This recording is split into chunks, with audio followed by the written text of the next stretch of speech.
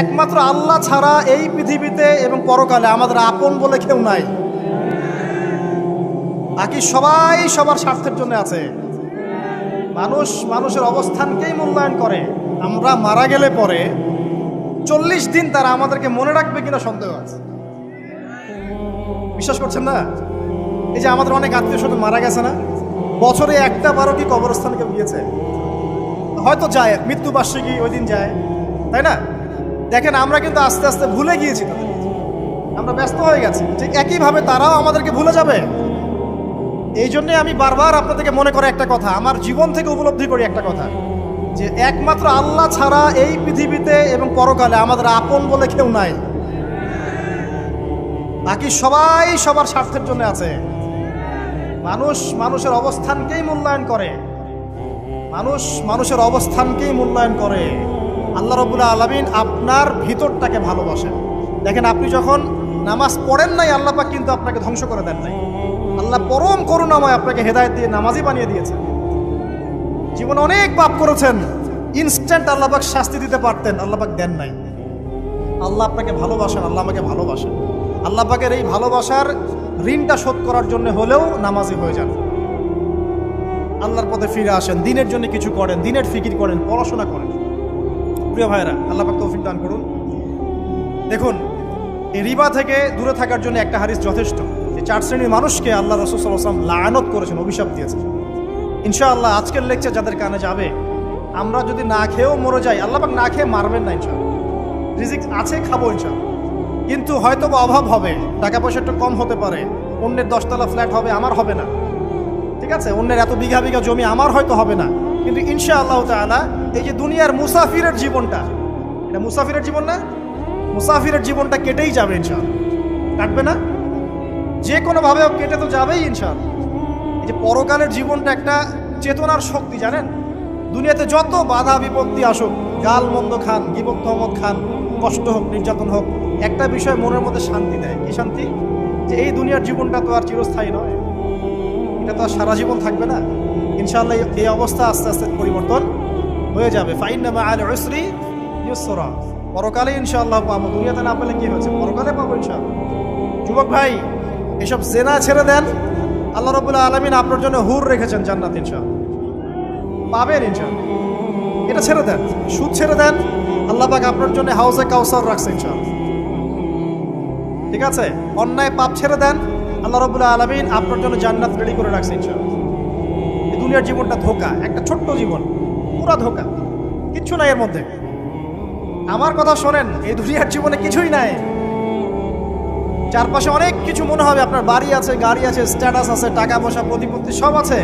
আদতে আপনি একা, আদতে আপনাকে একাই কবরে যাওয়া লাগবে, একাই আল্লাহর সাথে হিসেব নিকাশ দিতে হবে। কেউ নাই সাথে, আমাদের সাথে কেউ নাই। কিন্তু আপনি মনে করছেন যে সেলিব্রিটিজম, বড় আমি পলিটিক্যাল নেতা হয়েছি, আমাকে সবাই চেনে, আমি ইকোনমিক সেক্টরে লিড দেই, রাষ্ট্রকে লিড দেই, আমি ধর্মতাত্ত্বিক ক্ষেত্রে লিড দেই, আমাকে দেখলে মানুষ বাহবা দেয়, ইত্যাদি ইত্যাদি।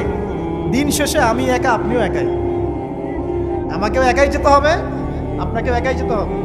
এগুলো সব চারপাশের খালি অন্ধ মোহ, আর কিচ্ছু না। এই মোহের মধ্যে ঢুকে পড়বেন না, আল্লাহ পাক তৌফিক ইনায়াত করুন। নবী সাল্লাল্লাহু আলাইহি ওয়াসাল্লাম বারবার বলতেন, আল্লাহুম্মা ইন্নী আউযু বিকা মিন ফিতনাতিদ দুনিয়া। বলতেন না, হে আল্লাহ, আমি এই দুনিয়ার ফিতনা থেকে তোমার কাছে আশ্রয় প্রার্থনা করছি। ওয়া ইন্নী আউযু বিকা মিন ফিতনাতিন নিসা, আমি মহিলাদের ফিতনা থেকেও আশ্রয় প্রার্থনা করছি। আরো দোয়া করতেন, আল্লাহুম্মা ইন্নী আউযু বিকা মিন আযাবিল কবর, হে আল্লাহ, আমি কবরের আযাব থেকে আশ্রয় প্রার্থনা করছি। ওয়া আযাবি জাহান্নাম, জাহান্নামের আযাব থেকে আশ্রয় প্রার্থনা করছি। ওয়া মিন ফিতনাতিল মাহইয়া ওয়াল মামাত, জীবন মৃত্যুর ফিতনা থেকে আশ্রয় প্রার্থনা করছি। ওয়া মিন শাররি ফিতনাতিল মাসিহিদ দাজ্জাল, এবং দাজ্জালের ফিতনা থেকে আশ্রয় প্রার্থনা করছি। দাজ্জালে পরে আসবো ইনশাআল্লাহ।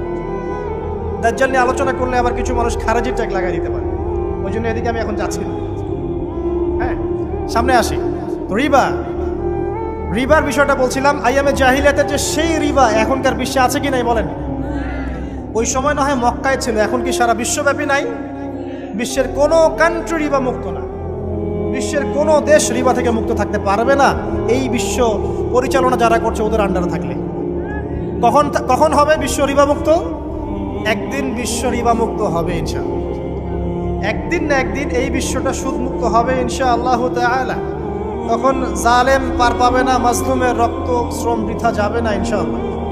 কবে, কত বছর পর আমি জানি না, কিন্তু এতটুকু জানি যে মালহামার পরে যখন আল মাহদি আসবেন এবং তারপর যখন মাসিহুদ দাজ্জাল বের হবে এবং ঈসা ইবনে মারইয়ামকে আল্লাহ পাক নামিয়ে দিবেন, তার হাতে যখন দাজ্জাল নিহত হবে এবং জেরুজালেম থেকে যখন পুরো বিশ্ব শাসন করা হবে মুসলিমদের হাতে, তখন রিবা বলে কিচ্ছু থাকবে না পৃথিবীতে। তার আগ পর্যন্ত এই অবস্থা সলভ হবে কিনা আমরা জানি না, হতেও পারে না। ওই সময় যে হবে নিশ্চিত ইনশাআল্লাহ। আসুন, আইয়ামে জাহিলিয়াতের আরেকটা বড় পাপ ছিল যে এক ভাই বলেছেন, সেটা হচ্ছে নারীর অবমাননা। কে বলেছে এই কথাটা? সামনে একটু। হ্যাঁ, আইয়ামে জাহিলিয়াতের অন্যতম একটা সেরা পাপ ছিল কি? নারীর অবমাননা। এটা নিয়ে কি বলতে হবে? এখন ধর্মের মধ্যেও আমরা নারীদেরকে অবমাননা করছি। বহু নামাজি ব্যক্তি আছে আমাদের মধ্যে, দেখবেন বোনের সম্পত্তি দেয় নাই, মেয়েকে শিক্ষিত করতে যাচ্ছেন না। কেন যাচ্ছেন না? ওর কি অধিকার নাই শিক্ষার? আপনি কি জানেন যে আয়েশা রাদিয়াল্লাহু আনহার কাছে বহু সাহাবী হাদিসের তালিম নিয়েছেন, বহু হাদিস শিখিয়েছেন কে? মা আয়েশা রাদিয়াল্লাহু আনহা। তিনি যদি শিক্ষিত না হতেন শেখাতে পারতেন? তো মেয়েদের শিক্ষার দরকার আছে না? হ্যাঁ, কি বিষয় দরকার? তাদের উপযুক্ত পরিবেশ নিশ্চিত করতে হবে, নিরাপত্তা, পর্দা এগুলো নিশ্চিত করতে হবে। তারপরে মেয়েদেরকে আপনি অবশ্যই শিক্ষিত করুন। ঘরের কোণে বসে রাখতে কে বলেছে? আপনি নিরাপদ পরিবেশ দেন, পর্দা দেন, তারা মাদ্রাসা যাবে, পড়াশোনা করবে। ঠিক আছে? আল্লাহ পাক আমাদের মা বোনদেরকে শিক্ষিত করার তৌফিক দান করুন, আমিন। ভালো ভালো কোয়ালিটি সম্পন্ন মহিলা মাদ্রাসা গড়ে তোলেন। আর মেয়েরা যদি শিক্ষিত না হয় তাহলে আমাদের বাড়ির বউরা শিক্ষিত হবে।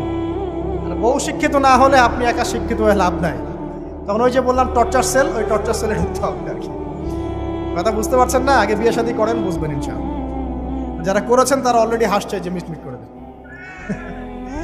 ঠিক আছে? আচ্ছা, সামনে আসেন। দেখেন মেয়েদের অবমাননা কিভাবে দেখাবো।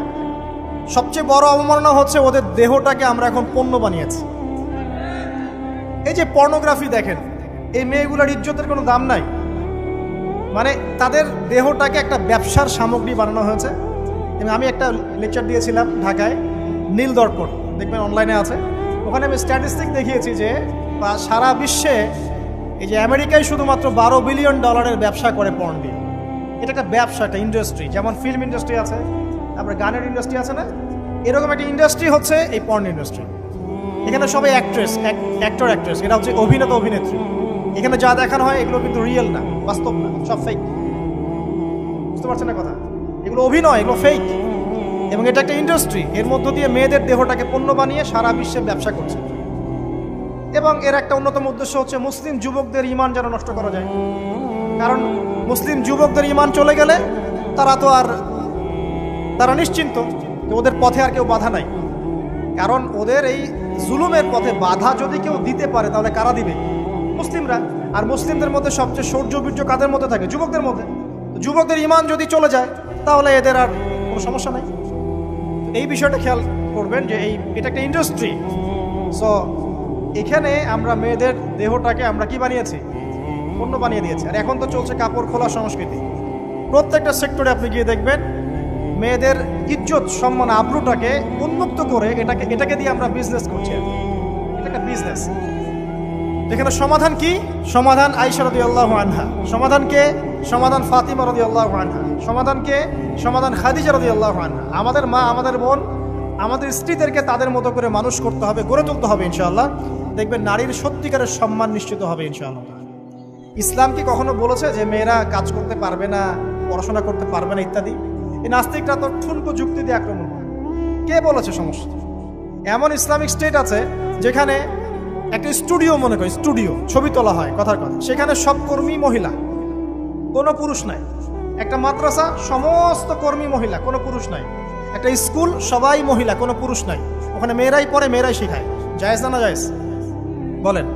একটা নিরাপদ পরিবেশে যদি মেয়েরাই মেয়েদের দায়িত্ব নিয়ে পড়াশোনা করায়, ব্যবসা করে, অন্য কিছু করে, জায়েজ না জায়েজ? তাহলে পরিবেশ নিশ্চিত করাটা হচ্ছে চ্যালেঞ্জ। ইসলাম বলছে না যে আপনি তাকে একদম অজ্ঞ করে রেখে ঘরের কোণে ফেলায় রেখে দেন, তাকে আপনি পড়াশোনাও শেখাবেন না, সম্পত্তির অধিকারও দিবেন না, কিছুই না। এগুলো ইসলাম কখনো বলেনি। বলেছে? আরে বোকা মানুষ! রাসূলুল্লাহ সাল্লাল্লাহু আলাইহি ওয়াসাল্লামের সময় তো মহিলা সাহাবীরা উহুদের যুদ্ধ করেছে। কি শুনলেন? রাসূল সাল্লাল্লাহু আলাইহি ওয়াসাল্লামের সময় মহিলা সাহাবী উহুদের যুদ্ধও করেছে। উহুদের যুদ্ধের নাম শুনেছেন? ওখানে মহিলা সাহাবীও ছিল তীরন্দাজ। তাহলে মহিলাটা কি করে নাই নবীর যুগে? খাদিজা রাদিয়াল্লাহু আনহা যত বড় ব্যবসায়ী ছিলেন, এখন এত বড় ব্যবসায়ী পাবেন? কোন মেয়ে আছে এত বড় ব্যবসায়ী? উসমান রাদিয়াল্লাহু আনহু যত বড় বিজনেসম্যান ছিলেন, এখন এত বড় বিজনেসম্যান আছে? তো কি ছিল না সেই স্বর্ণ যুগে? ওই স্বর্ণ যুগের সুন্নতি আমাদেরকে আমল করতে হবে। আল্লাহ পাক তৌফিক এনায়েত করুন, আমিন। প্রিয় মা ও বোনেরা, পর্দা ছাড়বেন না। আপনাদের জন্য 4টা কাজ: স্বামীর আনুগত্য করা, লজ্জাস্থানের হেফাজত করা, আপনার 5 ওয়াক্ত সালাত ঠিকঠাক মতো আদায় করা এবং রমজান মাসে সওম রাখা। নবীজি বলেছেন সাল্লাল্লাহু আলাইহি ওয়াসাল্লাম, জান্নাতের যে কোনো দরজা দিয়ে ইচ্ছা আপনি প্রবেশ করতে পারবেন। আপনার জন্য সহজ। আর স্বামীর আনুগত্য বলতে আমি বুঝাইনি স্বামীর দাসত্ব করতে হবে, এটা বলিনি। এখনকার কিছু ফ্যামিলিস্ট মেয়ে আছে, ওরা আনুগত্য শব্দ মনে হয় যে দাসত্ব বলে।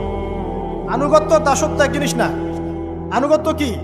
স্বামী কোরআন সুন্নাহর অনুকূলে কোনো কথা বলেছে, আপনি মানবেন। স্বামী বলছে পর্দা করো, তোমাকে ভালোবেসে বলছি তুমি পর্দা করো, তুমি আমার অনেক প্রিয় একজন মানুষ, তুমি বেপর্দায় বাইরে যাবা, লোকজন দেখবে, কেমন হয়? ঠিক আছে, তোমাকে তো আমিই বিয়ে করেছি, তুমি আমার, মানুষ তোমাকে দেখবে কেন? ঠিক আছে, তো এখন স্বামী ভালো কথা বলেছে, আপনি শুনলেন, এটা আনুগত্য।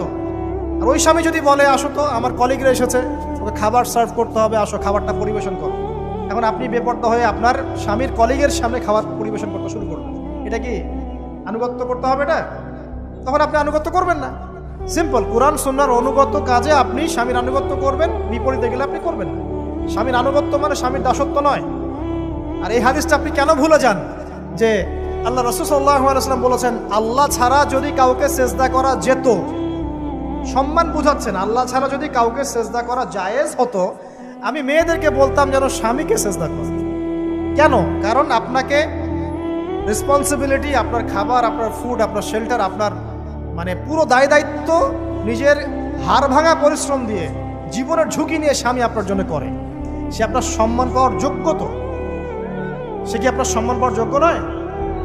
আপনি যদি সম্মানের হক আদায় না করতে পারেন তাহলে আপনি অকৃতজ্ঞ। আর অকৃতজ্ঞ মেয়ে কখনো জান্নাতে যাবে? একটা হাদিসে আছে বেশিরভাগ মেয়ে জাহান্নামের যাওয়ার অন্যতম কারণ হচ্ছে তারা স্বামীর সাথে কুফরি করে। কি করে? মানে সারা জীবন স্বামী ভালোবেসে যায়, ভরণ পোষণ দিয়ে যায়, সব চাহিদা পূরণ করে যায়, একদিন দেখবেন কথা কাটাকাটি হয়েছে, ওই দিন বলে বসবে যে তোমার কাছে আমি কিচ্ছু পাই না। এই যে কুফরি, এই কারণে তারা জাহান্নামে যেতে পারে বেশি। আল্লাহ হেফাজত করবে। আরেকটা কারণ হচ্ছে যে বেপর্দা। আপনাকে 4টা মূলনীতি ফলো করতে হবে। 1, এমন কোনো পোশাক পরবেন না যে পোশাকটা আটো সাটো, যেটা পরলে আপনার গায়ের কাঠামো বোঝা যায়। এটা বোরখা হলেও পরা যাবে না। আমি কি বুঝাতে পারছি? ডিজিটাল বোরখা দেখেন নাই? দেখছেন? মাশাআল্লাহ। আর কারা কারা দেখছেন? এদিকে চোখ বেশি যায় না? আচ্ছা, এমনি দেখা যায়, চোখ দিতে হয় না, এমনি দেখা যায়। ডিজিটাল বোরখা চলবে না, ডিজিটাল বোরখা চলবে না। আমার মত, এটা আমি মত দিচ্ছি, আমি আল্লাহর রাস্তায় সময় দিয়েছি অনেক দিন, এবং এখানে যে পর্দাটা শেখানো হয় এরকম পর্দা আমি অন্য কোথাও দেখিনি। এত চমৎকার পর্দা শেখানো হয়। কারা কারা সময় লাগিয়েছেন? 3 দিন 7 দিন সময় দিয়েছেন কারা কারা? বেশিরভাগই দেন নাই। সমস্যা নাই, দিতে হবে, আমি বাধ্যতামূলক বলিনি আপনাকে। বলেছি এখানে পর্দা শেখানো হয়, চমৎকার পর্দা শেখানো হয়, যে এখানে চোখটা পর্যন্ত তাদের ঢেকে রাখার তালিম দেওয়া হয়। যাই হোক, যেখানেই শেখেন, অ্যাটলিস্ট পর্দাটা শিখলেই হলো। এমন পোশাক হবে না যেই পোশাকটা আটো সাটো, যেটা পরে আপনার গায়ের কাঠামো বোঝা যায়। 2 নম্বরে এমন পোশাক পরা যাবে না যেই পোশাকটা পরলে বাহির থেকে ভিতরের অঙ্গ দেখা যায়। দেখেছেন? দেখেন নাই? দেখছেন হুজুর? আচ্ছা, আপনারা তো সব দেখেন দেখি। তারপরে 3 নাম্বার, এমন পোশাক পরা যাবে না যেটা অমুসলিমদের সাথে সাদৃশ্য আছে। কথা বুঝতে পারছেন? অমুসলিমদের ধর্মীয় বিষয়ের সাথে সাদৃশ্য আছে এমন পোশাক মুসলিম মেয়েদের পরা যাবে না। এর মানে এই নয় যে অন্য ধর্মকে আপনি আক্রমণ করবেন, এটাও নয়। যে যার ধর্ম তাদের স্বাধীনতা মতো পালন করবে। মুসলিমরা বাধা দিবে না। মুসলিমরা দাওয়াত দিতে পারে। কি করতে পারে? দাওয়াত দিতে পারে যে ভাই, যে লা ইলাহা ইল্লাল্লাহর কনসেপ্ট আপনাকে বোঝাচ্ছি, আল্লাহ ছাড়া কোনো মাবুদ নাই, মুহাম্মদ সাল্লাল্লাহু আলাইহি ওয়াসাল্লাম সর্বশেষ রাসূল, এই কোরআন পড়ুন, হাদিস পড়ুন, দেখুন এটাই হচ্ছে মানবতার মুক্তির সনদ। এরপর যদি সে ইসলাম কবুল করে আলহামদুলিল্লাহ, যদি না করে এর হিসাব কে দিবে? সে নিজে দিবে। এর হিসাব কি আমাকে দেওয়া লাগবে? দেওয়া লাগবে না। তো অমুসলিমদের সাথে সাদৃশ্য আছে এমন পোশাক চলবে না। আর 4 হচ্ছে পুরুষরা মেয়েদের পোশাক পরতে পারবে না, মেয়েরা পুরুষদের পোশাক পরতে পারবে না। জি, আপনাদেরকেই বলছি, আপনারা জিন্স পরতে পারবেন না, মেয়েদেরকে বলছি, এবং টি শার্ট পরতে পারবেন না। আপনারা ওই যে যা ইচ্ছা তাই ড্রেস পরে বলবেন যে 1000 বছরের সভ্যতা সংস্কৃতি, এসব বাজে কথা চলবে না এখানে। এটা 1000 বছরে কোনোদিনও আমাদের দাদা নানিরা এগুলা কখনো পরে নাই। করছে? আপনার দাদি কখনো এরকম পরছিল শাড়ি? তো যে বললো 1000 বছর থেকে পরে আসতেছে নাকি? সুবহানাল্লাহ। তো এখানে বিষয়টা হচ্ছে পুরুষ মেয়ের পোশাক পরতে পারবে না, মেয়ে পুরুষের পোশাক পরতে পারবে না। আমি খুব সংক্ষিপ্ত করে আপনাকে কোরআন সুন্নাহ থেকে 4টা মূলনীতি বলে দিলাম। এই 4টা মূলনীতি কোরআনেও আছে, হাদিসেও আছে। আসেন, এই যে নারীর অবমাননা, এই বিষয়টা আইয়ামে জাহিলিয়াতে যেমন ছিল, এখন দেখবেন আরো বড় পরিসরে এসেছে। আসে নাই? এই যে ফ্যাশন শো, দেহের প্রদর্শনী, বিভিন্ন ফিল্মস দেখবেন, ফিল্ম ইন্ডাস্ট্রিজে দেখবেন, মিউজিকে দেখবেন, পর্নে দেখবেন, মেয়েদের দেহটাকে নিয়ে ব্যবসা করা হচ্ছে। আগে তো না হয় কন্যা সন্তান হলে জীবন্ত পুঁতে ফেলতো নাকি? এখন যদি গর্ভের বাচ্চা মেয়ে জানে, অনেকে আগেই মেরে ফেলে। বুঝেন নাই মনে হয়? অনেকে যদি জানে যে গর্ভে মেয়ে সন্তান আছে, আগেই মেরে ফেলে। এমন অনেক দেশ আছে, আমি নাম বলছি না দেশের সঙ্গত কারণে, যে সেই দেশে এরকম মেয়ে সন্তানকে এই যে খালাস করে ফেলার, নষ্ট করে ফেলার, ভ্রূণ নষ্ট করার আলাদা ক্লিনিক আছে, আলাদা হসপিটাল আছে। বলে নাউজুবিল্লাহ। তো আসলে ওই 1450 বছর আগের মানুষটা বেশি বর্বর ছিল না আমরা বেশি বর্বর? এই অধিকারের কথা বলে বলে আমরা মেয়েদের দেহটাকে নিয়ে এখন মস্করা করছি, তামাশা করছি। সবচেয়ে সেরা অধিকার কোথায় পাবে? কোরআনে পাবে, হাদিসে পাবে, ইসলামে পাবে। তার পর্দা নিশ্চিত হবে, দেহ সেফ থাকবে, তার ইজ্জত নিশ্চিত হবে, ইজ্জত সেফ থাকবে, তার সম্মান সেফ থাকবে, তাকে রাজরানীর মতো স্বামী বাসায় রাখবে, কারণ সে হচ্ছে তার কাছে সবচেয়ে মূল্যবান প্রিয় বস্তু। শুধু তাই নয়, সম্পত্তির অধিকার তাকে দিতে হবে। একজন মেয়ে তার ভাইয়ের সম্পত্তি পাবে, তার বাবার সম্পত্তি পাবে, তার স্বামীর সম্পত্তি পাবে, সব দিক থেকে সে সম্পত্তি পাবে। আর একজন ছেলে কিন্তু সব দিক থেকে সম্পত্তি পাবে না। এই বিষয়গুলো যখন এক শ্রেণীর মানুষ বোঝে না, তখন ইসলামের বিরুদ্ধে অহেতুক প্রপাগান্ডা চালানো শুরু করে। সবচেয়ে সেরা সম্মান রক্ষার উদাহরণ দেয়া হয়েছে ইসলামে, কোরআনে এবং হাদিসে। এই কথাটা আপনাদের মা বোনদেরকে বোঝাবেন, তবে নম্রতার সাথে বোঝাবেন, কারণ উচ্চবাচ্য করলে তারা কথা শুনবেন। আল্লাহ রাসূল সাল্লাল্লাহু আলাইহি ওয়াসাল্লাম বলেছেন, কিছুটা বাঁকা হাড় দিয়ে তাদেরকে তৈরি করা হয়েছে। যদি আপনি শক্ত করে চাপ দিতে যান তাহলে ভেঙে যাবে, আর যদি আপনি ওই অবস্থায় ছেড়ে দেন তাহলে বাঁকাই থেকে যাবে। এখানে আপনাকে হিকমা অবলম্বন করতে হবে। আল্লাহ পাক তৌফিক দান করুন। একটা বিষয় বলছিলাম, ওই যে শিরকের পাপ এখন গ্লোবালাইজেশন হয়েছে না, ওই সুদের পাপ এখন গ্লোবালাইজেশন হয়েছে না। গ্লোবালাইজেশন বোঝেন? মানে বিশ্বায়ন, পুরো বিশ্বে ছড়িয়ে পড়েছে না। আরেকটা হচ্ছে এই যে মেয়েদের অবমাননা, এটা সারা বিশ্বে ছড়িয়ে পড়ে নাই? আচ্ছা, আর দুটা বলবো, এরপর বলে আমি শেষের দিকে যাচ্ছি। আসা, একটা হচ্ছে মাদক। আইয়ামে জাহিলিয়াতের অন্যতম সেরা পাপ ছিল কি? মাদক। ওই যে বলছেন জাহিলি যুগ, কেন বলছেন জাহিলি যুগ? বিকজ ওইখানে মাদক খেত মানুষ বেশি। এখন বলেন, ওখানে না হয় মক্কায় মাদক খেত মানুষ, এখন সারা বিশ্বে মাদক ছড়িয়ে পড়ে নাই? বেশি না কম? এখন এই যে নতুন নতুন মাদক আসছে, ইয়াবা, আরো নাকি কি কি আসছে নতুন নতুন, আমরা নামও জানি না। এই যে গাজার নাম জানি, ফেন্সিডিলের নাম জানি, আর কি কি আছে? হিরোইন বলেন, আর দু একটা, আফিম, আর কি আছে? হ্যাঁ, রেন্ডি, সুবহানাল্লাহ, এই নামও কখনো শুনি নাই আমি। আচ্ছা শোনেন, বিষয়টা হচ্ছে, দেখুন এই বিষয়টা কি হালাল না হারাম? আচ্ছা, এটাকে যদি আমরা হালাল করে নেই তাহলে কি হবে? কুফরি হবে না শিরক হবে? শিরক কুফর দুটোই হচ্ছে। কিন্তু এখন মক্কার কিছু মানুষ মাদক খেয়েছে বুঝলাম, আল্লাহ রাব্বুল আলামিন ধাপে ধাপে এখান থেকে বের করেছেন। প্রথমে বলেছেন মদ খেয়ে নামাজের ধার কাছে যেও না। হ্যাঁ, তারপরে বলেছেন এই যে মাদকে কিছুটা উপকার আছে কিন্তু বেশি ক্ষতি। তারপর বলেছেন খেয়ে নামাজের কাছে যেও না। তারপর ধাপে ধাপে শেষের দিকে এসে আল্লাহ পাক বলেছেন যে এটাকে ছেড়ে দাও। সূরা মাইদায় পড়ে দেখেন, এটা শয়তানের কাজ। তখন সাহাবায়ে কেরাম রাদিয়াল্লাহু আনহুম পুরোপুরি মাদক থেকে নিজেদেরকে মুক্ত করলেন। এরপরে কি কখনো তারা মাদক ছুঁয়েও দেখেছেন? বরং মাদকদ্রব্য সেবন করলে 40টা লাঠি বেত্রাঘাত করতে হয় ইসলামিক শাস্তি। কয়টা লাঠি? আর উমর রাদিয়াল্লাহু আনহুর সময়ে 40 লাঠিকে বাড়িয়ে 80 লাঠি করা হয়েছে। কত লাঠি? 80 লাঠি। কিন্তু আরো একটা পাপের শাস্তি আছে, বলবো? অপবাদ। এখন যেটা বেশি দেওয়া হয়, অপবাদ, মিথ্যা অপবাদ। সতী সাদী নারীর উপরে মিথ্যা অপবাদ, এর শাস্তি হচ্ছে 80 লাঠি। আবার